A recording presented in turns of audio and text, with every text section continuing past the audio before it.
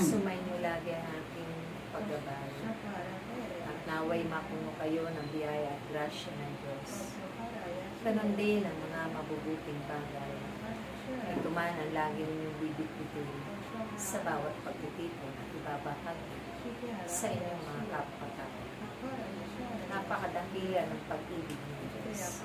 Kung kaya't sa pamamagitan ng kamatayan ng kanyang bugtong, ito kayo ngayon, nagagabayan lagi sa pamamagitan ng aking kapangyarihan.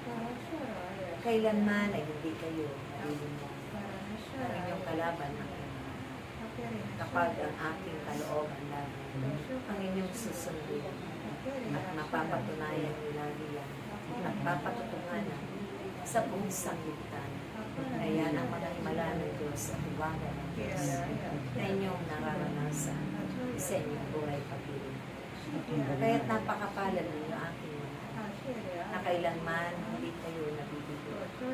Pagamat kung minsan na kayo'y dumaraan sa inyong pananampalataya ng napaka sila na mga pagkakataon. Mahirap at naroon minsan ang kalbaryo ng sakit na kalooban ng Diyos maranasan ng bawat isa.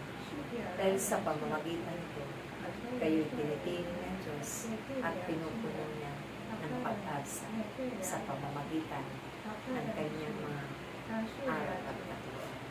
Naway magkaisa lagi kayo sa pangalan ng Diyos, sa ngalan ng Ama, ng Anak, ng Espiritu Santo.